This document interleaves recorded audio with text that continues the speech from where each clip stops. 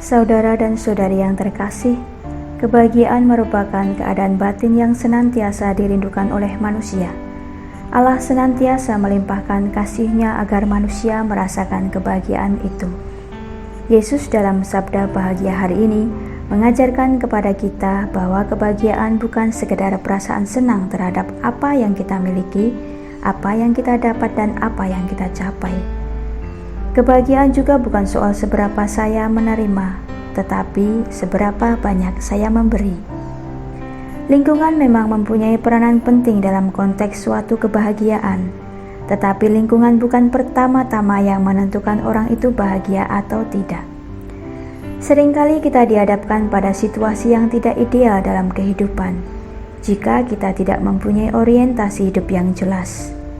Maka dalam situasi yang tidak ideal itu, akan mengurangi rasa bahagia, yang sebenarnya bukan rasa bahagia, tetapi rasa senang. Saudara dan saudari yang terkasih, rasa bahagia dan senang itu berbeda. Rasa senang itu ukurannya soal suka tidak suka, dan biasanya orientasi hidupnya sangat dangkal, lebih terarah pada hal-hal duniawi.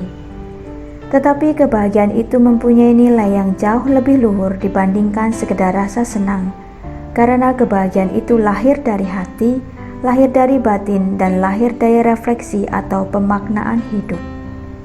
Hidup yang direfleksikan dan kemampuan mengambil nilai dari sebuah peristiwa hidup, lalu mensyukurinya, sehingga dapat merasakan kebahagiaan yang sejati.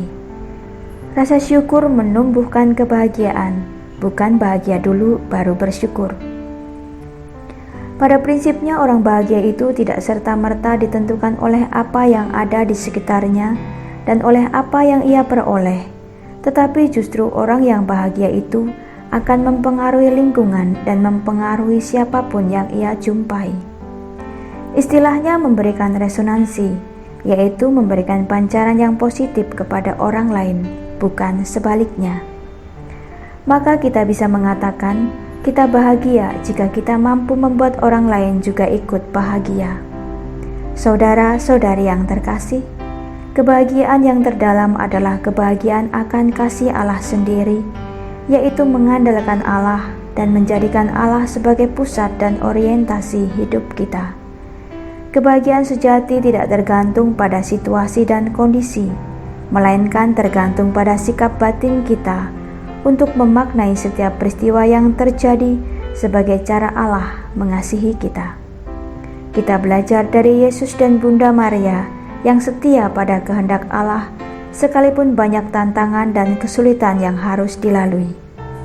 Kebahagiaan itu dirasakan karena setia pada kehendak Allah.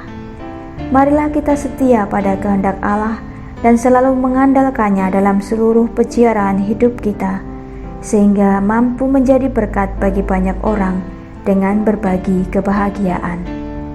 Tuhan memberkati.